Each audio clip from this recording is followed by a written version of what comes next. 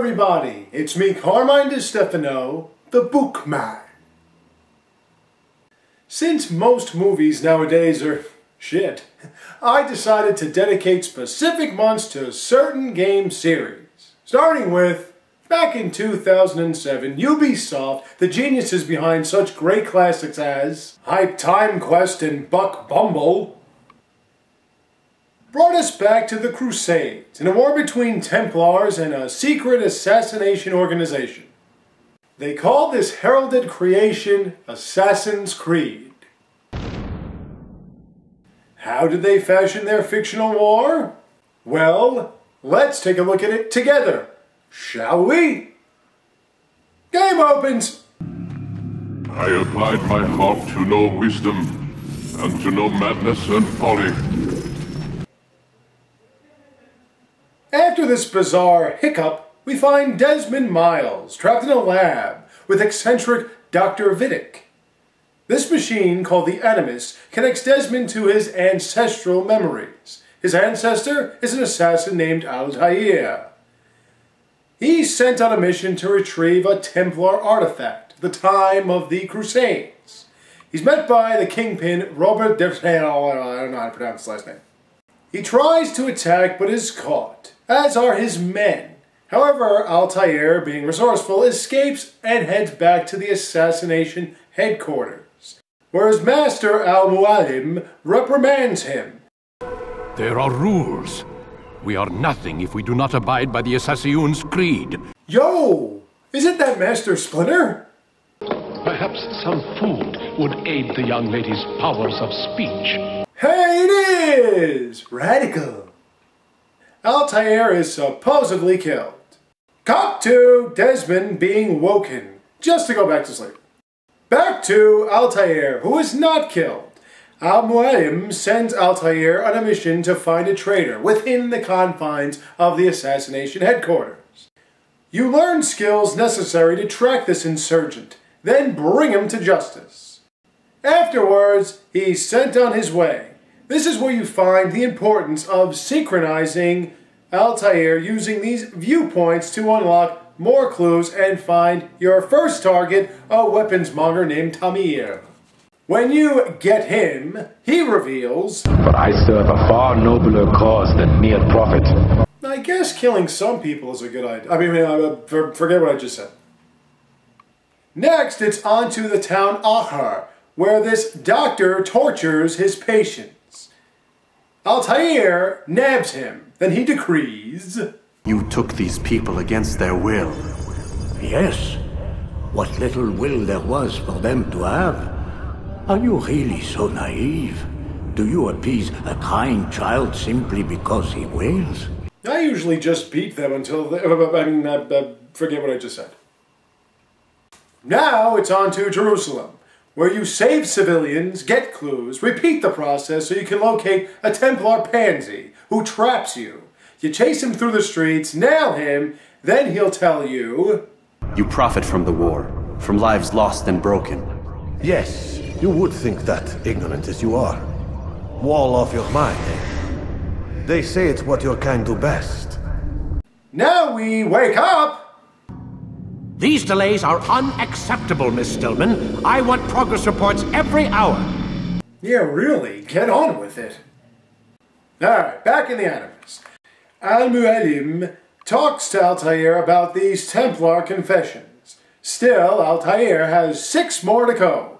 It's back to Damascus, where this fat ass poisons his guests at a party. You strategically drop his archers to bump him off, so he'll reveal... So this is about vengeance, then? No, not vengeance, but my conscience. How could I finance a war in service to the same god that calls me an abomination? Back to Acre, where you meet the captain of King Richard, who's ruling with an iron fist and clean haircut. Quietly sneak into his quarters so you can surprise... Close the gate! Shit! Kill him so he tells you... How can you claim to speak for the citizens? You stole their food, disciplined them without mercy, forced them into service under you. Everything I did to prepare them for the new world. Stole their food? No. I took possession so that when the lean times came, it might be rationed properly. These confessions truly trouble Altair, but the mission must come first, so it's onward to Jerusalem yet again, where you get some clues, synchronize viewpoints, deal with beggars.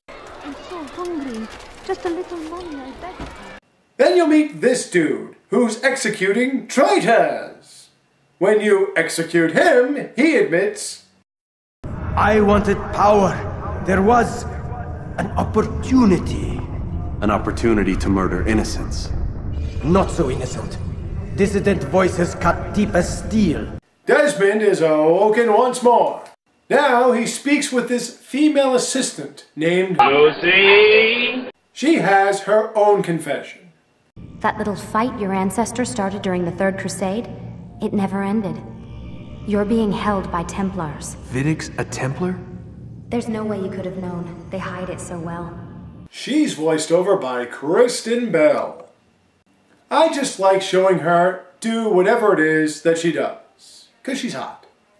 Desmond learns the truth. Still, it's Adamus memory time, back to Damascus, where witnesses point you to this man who takes his group to the streets to destroy false facts. Knock off he, along with 4 others, to learn. They do not learn, fixed in their ways as they are. You are naive to think otherwise. It's an illness. Now Altair is convinced these guys are all connected. This underground movement puts enemies together for unknown reasons. Follow this paranoid Templar into the... Really? Big tough assassin can't even swim? Help me! I can't swim! I'm drowning! Oh no, I'm drowning! What the... You battle with his guards, slay him to find... Nothing waits. And that is what I fear. You don't believe? How could I, given what I know? What I've seen? Our treasure was the proof. Proof of what? That this life is all we have. What about what Gandalf said? White shores. And beyond. A far green country. And a swift sunrise. Apparently not. Altair then hears from Amulim of the treasure, the Templar treasure, which is called the Piece of Eden. These Templars are fighting for this magical controlling device. Altair has one last target to stop the Templars from controlling the world. Robert de Chauliac, the guy from the beginning. He thinks he has him, instead he finds a woman has taken his place. She tells Altair where to go. That's where he goes. He slaughters some troops till he meets with King Richard himself, who issues an ultimatum. I must leave it in the hands of one wiser than I. Thank you. No, Robert, not you. Then who? The Lord. That means Altair faces everyone! When you finally pop off Robert, he explains... You're but a puppet. He betrayed you, boy. Just as he betrayed me. Speak sense, Templar. Or not at all. 9 men he sent you to kill, yes? The 9 who guarded the treasure's secret. What of it? It wasn't 9 who found the treasure, assassin. Not 9, but 10. Next day, Desmond is forced into the Animus. Back at the Assassins' headquarters, Al-Mualim has brainwashed the Assassins to attack Altair. He fights them off to see Al-Mualim using the Piece of Eden. The apple. That nothing is true, and everything is permitted. Come, destroy the betrayer. This leads to more violence against brothers. Though Al-Mualim is still screwing with the Eden piece, you have to fight many of him before he, get this, uses the Eden piece. How does it work? Do you understand now? The Red Sea was never parted. Water never turned to wine. It was not the machinations of Iris that spawned the Trojan War, but this! Illusions! All of them! Oh, hey, watch where you're stepping, pal. Fight Al-Mualim as he's doing his disappearing act thing. Get the bastard, find the apple, which then shows a bunch of locations of other pieces. Desmond is then slated to be killed by the Templar organization known as Abstergo. He then begins to see everything in eagle vision, where he notices strange writings. What does it mean, I wonder?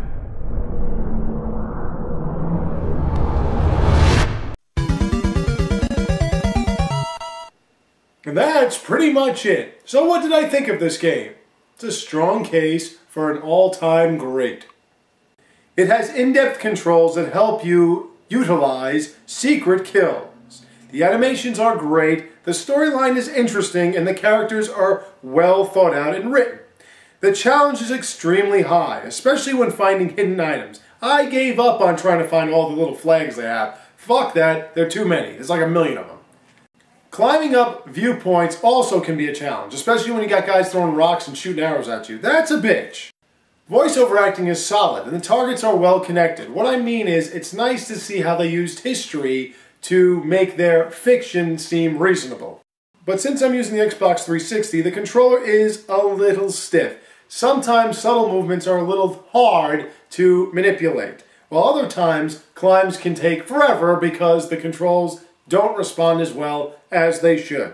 Makes everything a little bit more of a pain in the ass than it should. If there is one caveat I have with this game, it is that it is extremely repetitive. You keep going to the same 3 towns. Even though there are 3 different districts in the 3 towns, it's still the same 3 towns. It's very linear in the sense that you can't really do much other than Kingdom Damascus, Kingdom Jerusalem, Kingdom Acre, so-and-so, such and such. Although the targets change and although the storyline is very gripping, to have to jump on the horse's back, get into the town, use the scribes that take forever to walk around and all other shit just for cover, save some civilians, get all the viewpoints, blah, blah, blah. After a while, it's like, alright, I got it. Let's get to the end already. Still fun, not as fun as it should have been. Overall, it's a good game, but it could have been better. But since there are others, were improvements made to the formula of the original one? You'll just have to wait until next week when I review Assassin's Creed 2. Thank you all for watching. I have more for you soon to come. So stay tuned, take care, and have a great day.